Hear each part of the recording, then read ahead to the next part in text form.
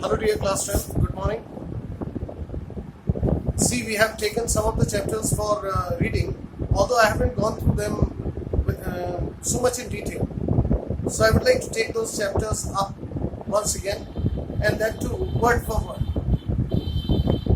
But before that, since we don't have a board here, so I'm just taking up a little bit of writing work with you, and I'll be discussing a few points, and so as to remind you of the things that are necessary to be done in your exams. For example, notice. You must have done this in your class 9th and 10th, and of course in 11th as well. But once again, let me remind you of the format of the notice. See, first of all, you must remember that why notices are given. And what does notice mean? Notice means to bring something in the notice of people in general or to a specified group. For example, the school principal sends a notice to the staff members or to the students. Similarly, in the companies, executives, etc., they also send notices to their workers or to the company officials. So in this way, a common kind of knowledge that is given or information that is disseminated from the executive office, that is what is notice. It means that they want you to notice those things. Now friends, the very first thing that is in the notice that we must remember is the name of the institution or organization.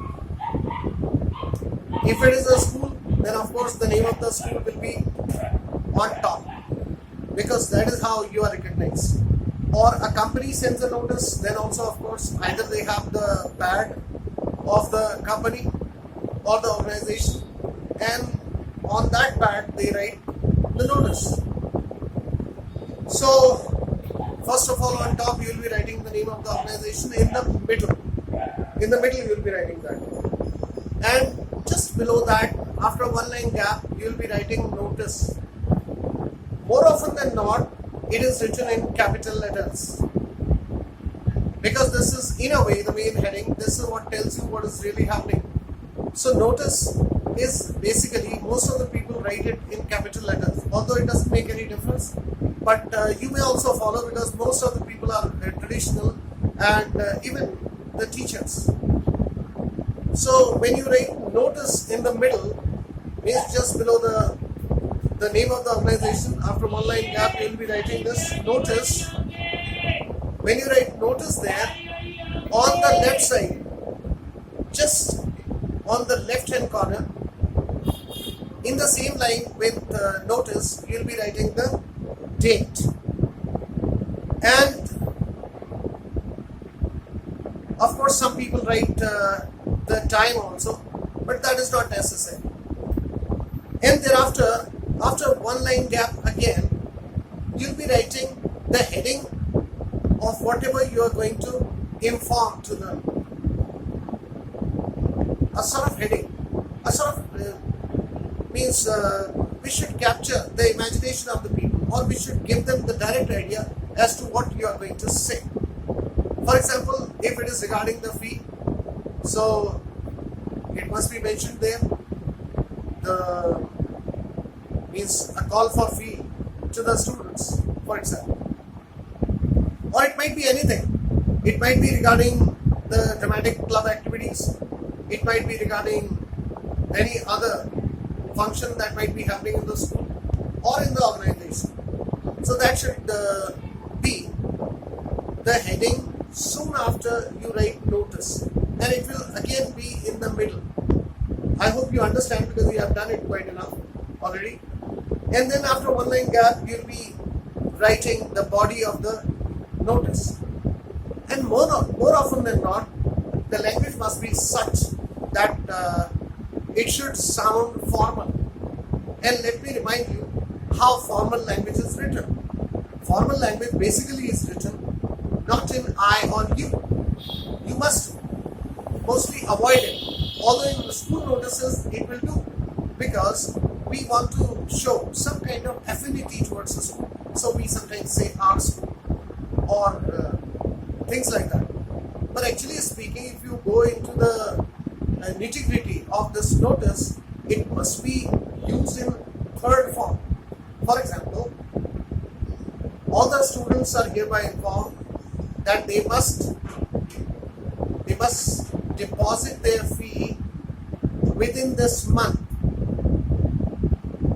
In this manner it must be written, rather than students, you are informed that you should submit your fee within this month, will be wrong there, because that is not the way we convey the message. Message must be conveyed in the third person. For example, all the employees of the company are hereby instructed to reach the office before 8 a.m. In this way, the notice must be in the third person and the language must be formal.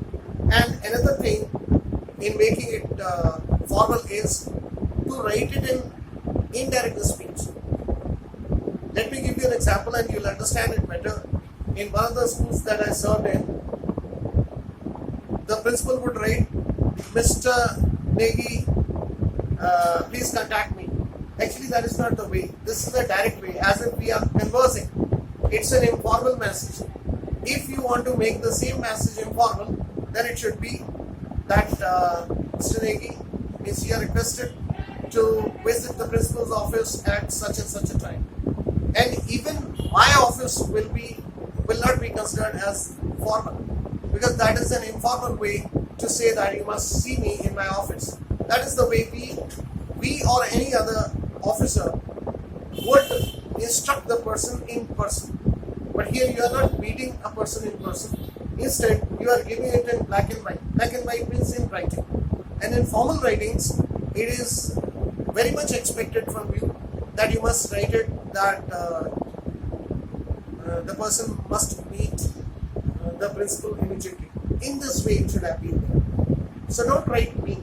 Similarly, at the end when you finish the notice, it should be contact the undersigned rather than contact me. Again, if you say contact me, it will be like a verbal message that you are conveying to the person, and you don't have to write it like this. Instead, you must say that contact the undersigned. That will look formal. I hope you understand the 2 points that are very essential here. First thing is, do not use you and I. Instead, you must use it in the third person. Students are hereby informed that they must bring their books from Monday onwards. Or the teachers are hereby informed that they must upload their videos in time. Or the general public is hereby informed that from that day onwards there shall be lockdown from this day to this day. In this way, you see, the notice must be written in the third person itself. And remember that the maximum time limit of this notice remains 50 words. Although if you use fewer words, then that is more appreciable rather than writing it in longhand. But of course, it is taught in the schools to write it as long as possible. Means it should be within that 50 word limit. But you must remember that the limit is 50 words. And another thing is that when you write the names of the organization, etc., the main letters of the organization must be written in capital letters. One thing. Another thing is, you see, for example, the title. For example, you write the principal. Principal must be written in capital letter. Although principal can be any. But since you are talking about the principal of a particular organization, so it must be written in capital letter. Similarly, any other title. For example, the director. Director must be written in capital letter. D must be written in capital letter. And the date, time, venue must be mentioned there. See, in any kind of writing, the verb words must be remembered. What are verb words? What happened? For example, you might say that the annual function of the school is going to be held on such and such a date. So this is what? What is going to happen? Why it is going to happen? The school is going to commemorate the annual event or cultural event of the school, or any other thing, any other reason whatsoever it might be. So what, why, when are you going to organize that? For example, in that context, you must also mention the date. You cannot leave it. So what, why, when, which, where is it located, or where is it being held? So if you are conducting an event, there must be a place also, that is called venue. Or you might simply write time, place, venue at the end, and you may sum up in that manner. But if you don't do that, it must be mentioned within the notice itself that the school is going to organize an annual function on such and such a date from this time to this time. You might put it like this also. And the last thing is that on the left hand side, you must write your designation, for example, secretary, and then you may sign it as XYZ. The name of the school also you may write as ABC. And you must not forget that do not, as I told you, that do not write contact me, or for any further details, or for additional details of for any queries you may write. For any queries, the candidates may contact the undersigned. Now, instead of saying you may contact, you might say that the candidates or the members or the students may contact the undersigned. This is the right way, and remember it forever, because you have been doing it for 3 years, and I don't know why it has not been taught to the students, or why they forget about it. You must have been told by the previous teachers, but you might forget that you must not do. Please take care of them. And just and then, of course, as I told you, that the safest method is to write ABC school, suppose school or company, etc. And at the end, you may write yourself as XYZ. But if the name is given in the question, for example, you are Anu, the literary secretary of the school, in that case, you'll be writing at the end Anu, and then literary secretary of the school. In this way, you need to write the notice. And I hope that you must have understood about it. And in all kinds of in the B section, all kinds of writings happen with the use of these question words in mind. What is it that you're doing? Why are you doing it? For example, means it's a school and you are commemorating an event, or you are in memory of some event, or you are observing a day, or you are marking a day. Such things must be mentioned. And see, it happens with every sort of writing that you do. And I'll keep reminding you this, because unless the things are repeated, they are soon forgotten, out of sight, out of mind. And I hope you must have understood this, a very simple topic that I took up, and you have been doing it, but be careful to do them exactly well, and do meticulous preparation for that. Meticulous means careful and exact. I hope you understand my message. Thank you so very much.